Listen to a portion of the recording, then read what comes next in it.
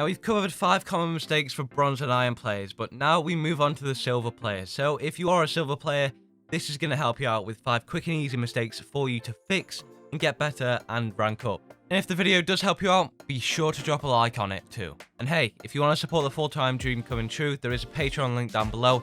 If you found any of my content valuable, any of your support on there would mean the world. Now with that out of the way, let's get on into the very first common mistake, which simply is persistent. Now this is an interesting one because a lot of people probably don't talk about this and the fact that silver is an absolutely horrible rank, and most people don't understand that it is simply a game of going at it after and again, and eventually you will rank up. Now of course you're going to need to watch the other common mistakes to see whether you are good at the game and you don't deserve to be in silver, or whether actually you've got some stuff to improve on and silver is your rank for now. Because if you really do truly believe and honestly feel like you should be out of silver, then most likely it is simply a case of persistence and you're not going at it after and again. I would just say stick to it and you will get out. That's what happened to me, that was my situation. Eventually I got out, and immediately after I got out, it was heaven. The second common mistake is simply not being efficient enough with clearing angles and moving into sight. Now what I mean by this is you're not very good at clearing the site and simply checking angles for enemies in and clearing them all out so your team can enter. This does come down to commitment issues and simply actually moving into the site. I believe if you're someone who can clear out angles very efficiently and clear a site well with your team, and also you don't really mind dying, you are someone who can commit to a push, which is a very big advantage to have. I saw in silver a lot of people just simply weren't willing to move in an entry frag and move forward. Most people wait for another person to do it or simply stay back until they die and bait them, which is an absolutely horrible strategy to do. You'll find yourself getting stuck and pinched by the enemy and dying very early on.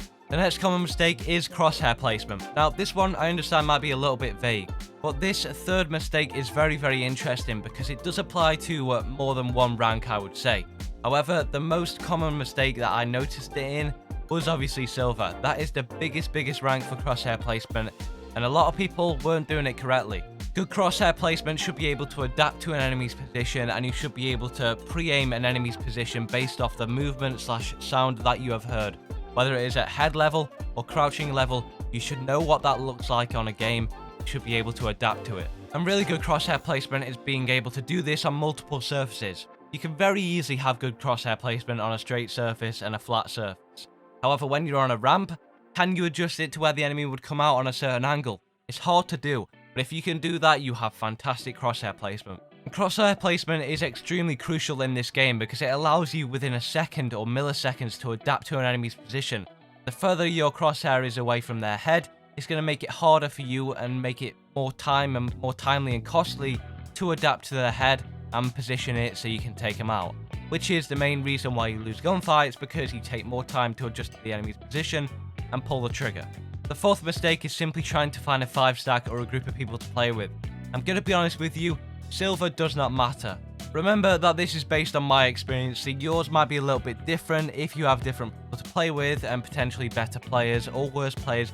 It really just depends on who's around you. But at least for me, I found that solo queuing and playing in a 5-stack or a 3-stack didn't make any difference at all. And in gold, I have noticed that it makes a massive difference whether you're playing in a team or not, but silver really didn't matter for me at all, and I hope it should apply to you, so give it a try. Don't worry about playing with a team or whatever. Play as many games as you can get done, and you don't have to stress about whether you're solo queuing or not because it really doesn't matter. So just get games under your belt and move up the ladder. The fifth and final mistake is movement. At silver, you should be learning the very few basics of movement in my opinion. It does apply to the silver to gold level. In plat, you should have your movement down to a T. And in silver to gold, you should be learning it and implementing it into your game gradually. And I do believe it makes a massive difference if you have it. It really does help the fluidity of your game, and it just adds another level to your game that you can have as an advantage over other enemy players. Don't get me wrong, movement isn't going to get you out of silver on its own, but it is definitely a big aspect to have, and it also prepares you for the higher ranks, which is of course what we want to be doing here.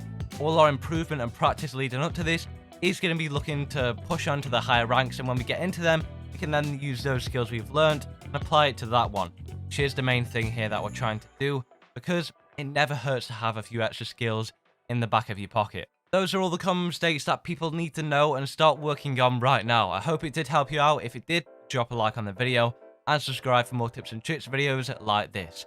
I do stream on Twitch, link down below in the description, and click on the video on your screen right now because it's going to be showing you how to play Skye in Valorant.